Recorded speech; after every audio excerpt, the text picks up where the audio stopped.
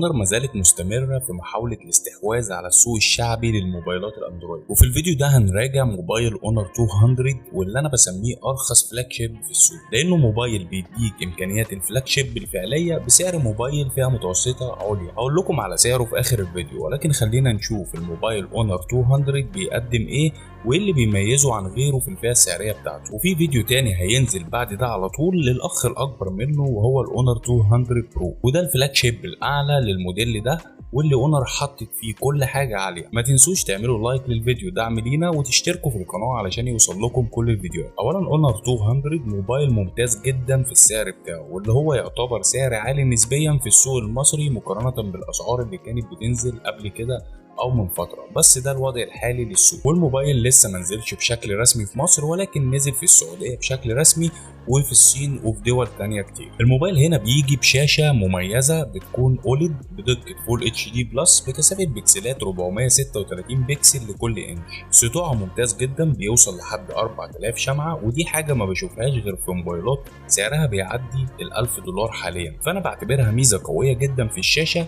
كمان عندك ريفريش ريت 120 هرتز، يعني شاشة ممتازة بكل المقاييس، أداء وسرعة واستجابة للتاتش هايلة جدا يا جماعة. معالجة الألوان على الشاشة من أكتر الحاجات اللي أبهرتني في الموبايل ده، بس للأسف ما بتدعمش التيمبل، ولكن خلونا ما نطمعش قوي. لما تشوف الإمكانيات اللي جاي بيها الجهاز هتعرف إن هو منافس قوي جدا في السعر بتاعه. كمان عندك الظهر بيكون من الإزاز بالكامل مع تصميم الكاميرات اللي بشكل بيضاوي كده في الظهر. بصراحة مش عاجبني قوي تصميم الكاميرات هنا، يعني كان في أشكال تانية وتصميمات تانية ممكن تكون أفضل من كده، خاصة ان بحس ان التصميم ده قديم شوية او كان في اجهزة كتير من اونر قديمة بتيجي بنفس التصميم ده، غير ان عندك بروز للكاميرا عالي نسبيا، وطبعا هتحتاج جراب علشان تحافظ عليه، ولكن ده مش عيب، بس انا ما بعتبرهاش نقطة تميز. لكن المميز فعلا في التصميم هو تناسق الموبايل ومسكته المريحة في الايد. وبرضه خلينا نكون عمليين اكتر، الموبايل ده تم تسعيره للنسخة 256 مع 12 جيجا رام بحوالي $370 تقريبا، وده سعر ممتاز مقارنة بالامكانيات اللي بيقدمها الموبايل ده. انت تقريبا بتاخد امكانيات موجوده في موبايلات تانية من شركات تانية بيوصل سعرها من 800 ل $1000، فدي من اهم المميزات في الموبايل ده، واتمنى انه ينزل قريب بشكل رسمي في كل الاسواق العربيه وخاصه السوق المصري، علشان هيغطي خانه فاضيه كبيره جدا في الفئه دي. تعال بقى اقول لك انت هتاخد اداء عامل ازاي في السعر ده. الموبايل هنا بيجي بمعالج من نوع سناب دراجون 8 جين او 8 اس جين 3،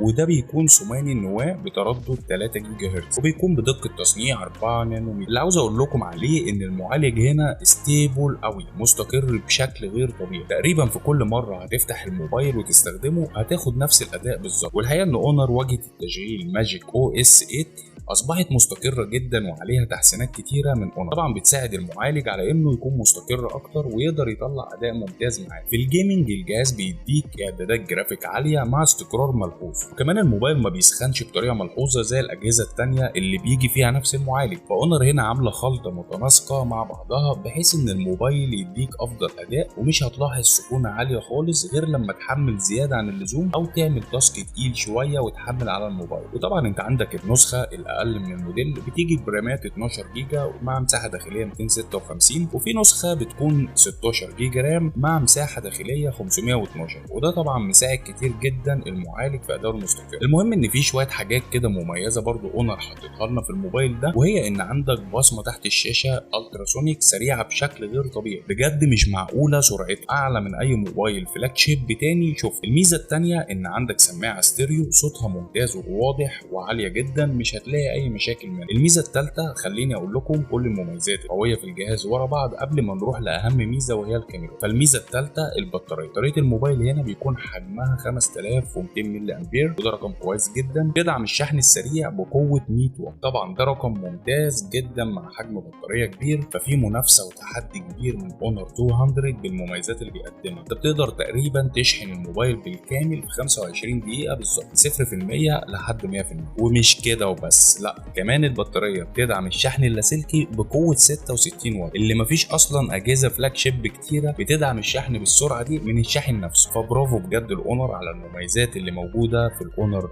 200 او الاونر 200. موبايل فعلا متكامل من كل النواحي، ولو كان في بعض التضحيات في بعض مميزات الهاردوير او السوفت وير، فالجهاز ده هتلاقي فيه حاجات كتيره جدا بتعوضها. طيب خلونا بقى نروح للكاميرات واداء الكاميرات علشان نختم. اولا الموبايل بيجي بثلاث كاميرات خلفيه كهاردوير، ارقامهم ممتازه جدا. عندك الاساسيه بتكون 50 ميجا بكسل وبتدعم المثبت البصري، وعندك العدسه الثانيه برضو بتكون 50 ميجا بكسل ودي لصور التليفوتو وبرضو بتدعم المثبت البصري، والعدسه الثالثه بتكون بدقه 12 ميجا بكسل ودي للالترا وايد، والكاميرا السيلفي بتكون بدقه 50 ميجا بكسل وبرضو فيها مثبت بصري.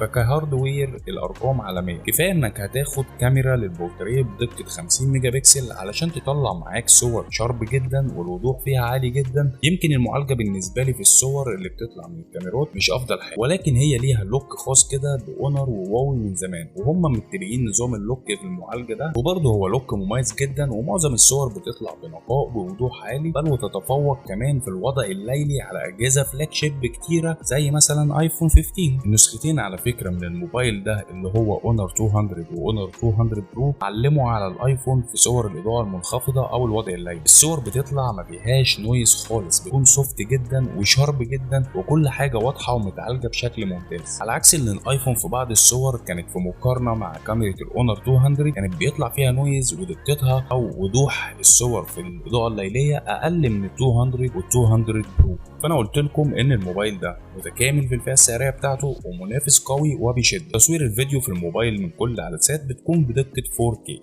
الكاميرا السيلفي برضو بتكون بدقه 4K ب 30 فريم في الثانيه، واداؤه ممتاز برضو. يمكن نظام المعالجه في تصوير الفيديو افضل بالنسبه لي شويه من المعالجه على الصور، وده طبعا في وضع النهار او الاضاءه الكويسه، لكن لوك المعالجه في الوضع الليلي مختلف تماما ويكتسح اجهزه كتير جدا في نفس السعر واعلى كمان في السعر. انا بصراحه مش لاقي عيوب اذكرها في الموبايل، الا ان زي ما قلت من شويه ممكن يكون في بعض التضحيات البسيطه كموبايل فلاج شيب، ولكن الموبايل هنا بامكانيات فلاج شيب حقيقي وبسعر موبايل فيها متوسط. فتاني برافو الاونر على الجهاز الممتاز ده، ومستني تقولوا لي برضو رايكم ايه في اونر 200 في التعليقات، وما تنسوش تعملوا لايك للفيديو واشتراك في القناه، وادخلوا كده خدوا لفه في القناه وشوفوا باقي الفيديوهات، وانتظروا برضو فيديو مراجعه اونر 200 برو والفرق بين النسختين. وشكرا ليكم على المشاهده واشوفكم في فيديو جديد. سلام.